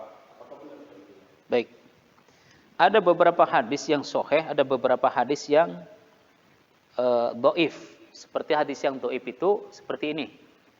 Yang dhaif, ketika datang Lailatul Qadar itu, daun-daun yang jatuh pada waktu itu dia berhenti. Terus air yang tadinya asin, air laut semuanya jadi tawar. Dan air tawar semuanya jadi manis. Itu hadisnya dhaif. Ya. Hadis yang sahih itu tadi, tanda-tandanya Lailatul Qadar itu pokoknya malamnya itu enggak dingin, enggak ada angin, siangnya walaupun ada matahari enggak panas. Itu yang sahih. Ya. Terus tanda-tanda orang yang mendapatkan Lailatul orang yang mendapatkan Lailatul Qadar apa semua orang? Tidak. Hanya orang-orang tertentu di seluruh dunia. Bukan hanya di satu masjid aja. Di seluruh dunia. Itu kan Allah itu menurunkan miliaran malaikat itu kan untuk mencatat. Itu tadi kan malaikatnya Allah turunkan sebanyak pasir yang ada di laut. Pertanyaannya, lah kita pernahkah ngitung pasir yang ada di lautan? Artinya apa? Dengan hadis tadi itu, Lailatul Qadar itu bukan hanya satu tempat. Seluruh dunia dikasih keberkahan hatta matla'il fajr, dikasih keberkahan sama Allah sampai matahari sampai sampai terbitnya fajar sodik. Jadi semuanya Pak. Hanya orang-orang yang tertentu yang menghidupkan. Makanya orang-orang yang ahli thariqat Pak, ahli sufi, itu dari mulai maghrib pas malam-malam ganjil nih, 21, 23, 25, 27, 29, itu nggak pernah tidur Pak. Kenapa? Jaga-jaga. Dia ke masjid, dia berzikir, dia bertasbih, dia memohon ampun kepada Allah ini. Dan hanya sesaat aja itu turunnya, itu hanya sesaat. Itu. Dan orang yang mendapatkan Lailatul Qadar itu dalam Al-Qur'an disebutkan itu hidupnya itu hanya dekat dengan Allah, apapun aktivitasnya. Apapun aktivitasnya. Orang dekat sama presiden aja senang banget. Saya ngisi di Bambu Kuning, ada orang dekat dengan keluarga Cendana. Rumahnya Pak, dikirain mah itu masjid, tahu-tahu di atasnya ada kuda. Oh, bukan masjid itu mah itu. Kenapa itu? Itu rumahnya orang yang dekat dengan Cendana. Supirnya doang rumahnya itu mewah kayak gitu. Artinya apa? Orang yang dekat dengan orang yang hebat aja, ketukar itu mah hebat harta lah gitu. Rumahnya mewah kayak gitu. Nah, apalagi kita didekatkan oleh Allah di sisinya. Lebih daripada kemuliaan yang diberikan oleh orang lain. Jadi tanda-tandanya itu tadi, tenang pikirannya, keluarganya adem, bukan hanya keluarganya satu kampung, ada satu orang yang mendapatkan Lailatul Qadar, semuanya itu akan tenang Pak. Masyarakatnya itu akan tenang. Itu dampak positifnya gitu Pak. Mungkin ada klasifikasi nggak Ustaz untuk daftar Lailatul Qadar? Ada ya, dia nggak sholat atau nggak puasa, mungkin nggak? Mungkin Pak, Mungkin juga ya. asalkan Muslim. Kan kita memang kan nggak tahu. Ada orang dulu kan dijadikan oleh Allah, dia dari kecilnya dia menjadi tukang mabuk, tukang menjudi, tukang pokoknya segala maksiat udah dilaksanakan. Ketika mau meninggal dunia husnul khotimah Pak. Artinya apa? Kita tidak boleh memvonis bahwa orang A itu orang jelek, enggak. Selagi itu Islam, walaupun nggak pernah sholat, nggak pernah ngaji, nggak pernah apa-apa, dia KTP-nya Islam tetap harus dihormati Pak.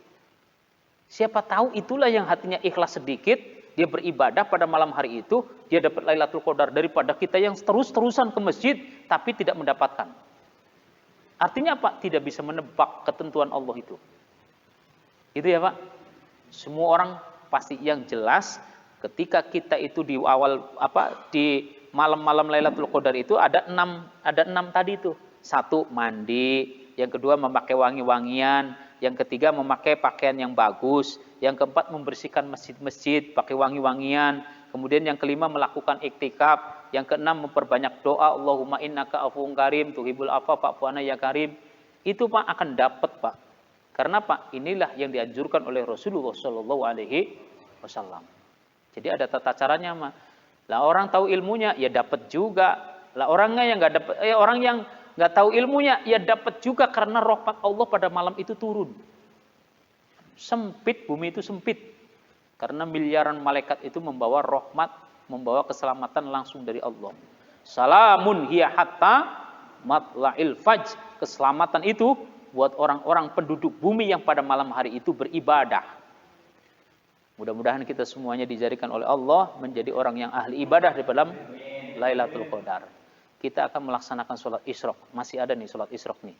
Kata Rasulullah, man qa'ada. Siapa orang man shallal hudata. Siapa orang yang melaksanakan sholat subuh berjamaah. Fi jama'atin berjamaah, summa qa'ada, kemudian duduk. Summa yadhkurullah ta'ala, kemudian dia berzikir kepada Allah atau taklim atau membaca Al-Qur'an. Kemudian summa sholat rakaat ini, kemudian melaksanakan sholat 2 rakaat. Yaitu sholat Isyraq. Usolli sunatal Isyraq, rakaat ini lillahi ta'ala, Allahu Akbar. Kemudian baca Fatihah, setelah baca Fatihah, qul ya ayyuhal kafirun. Fatihah yang kedua membaca Fatihah, kemudian membaca surat Al-Ikhlas. Surat Al-Ikhlas, kemudian salam. Kana lahu ka ajri hajatin wa umratin, maka orang tersebut akan mendapatkan pahala haji dan umroh 1 kali. Kata Rasulullah, kata sahabat bertanya kepada Rasulullah, apakah orangnya belum haji tapi dapat pahala haji? Naam, ya. Orang yang belum berangkat haji akan mendapatkan haji manakala dia sholat Isyraq. Lalu bagaimana bagi perempuan? Perempuan di rumah bisa setelah sholat, kemudian dia berzikir sampai terbitnya matahari. Kapan itu waktunya? Hanya 1 jam 20 menit dari mulai adzan subuh. Pokoknya 1 jam 20 menit dari sholat subuh. Itu sudah memasuki sholat Isyraq. Maka dia akan mendapatkan pahala haji dan umroh taman sempurna. Makanya ayo saya ngajak sholat Isyraq bareng-bareng. Tapi niatnya sendiri-sendiri, gerakannya bersama. Ulangi lagi, saya mengajak sholat Isyraq bareng-bareng, gerakannya niatnya sendiri-sendiri, tapi gerakannya bareng. Setuju nggak? Setelah sholat, kemudian doa apa hajat kita semoga dikabul oleh Allah Subhanahu Wa Taala. Ini saja yang dapat saya sampaikan. Mangga yang belum punya wudu silahkan wudu. Ini yang dapat saya sampaikan. Ya. Apa itu?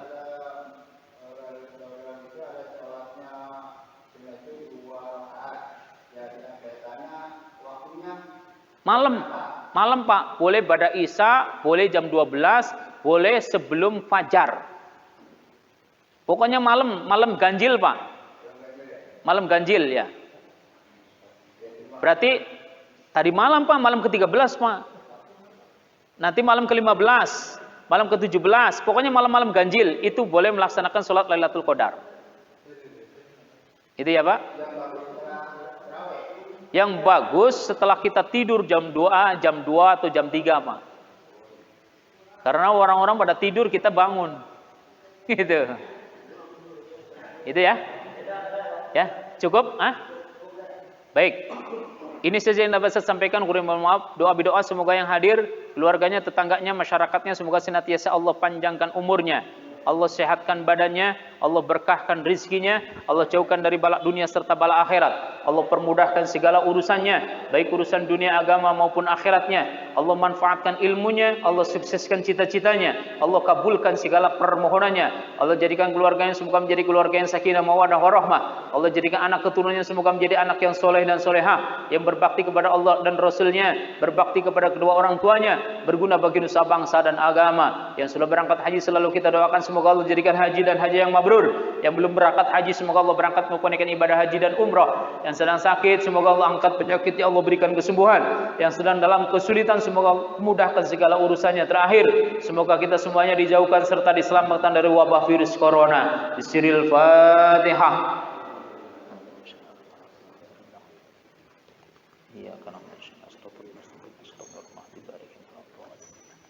Wa buana ya karim wa buana ya rahim Allahumma bihaqil fatihah wa bisidil fatihah wa bijail fatihah ya farijal ham ya kashifal gham ya mani abdi ya firwa ihram da'wakum bi subhanakallahumma wa tahiyyatuhum bi salam wa akhiru da'wakum alhamdulillahi rabbil alamin. Kafaratul majlis. Subhanakallahumma wa bihamdika asyhadu an la ilaha illa anta astaghfiruka wa atubu ilaik. Kurang lebih maaf. Assalamualaikum warahmatullahi wabarakatuh.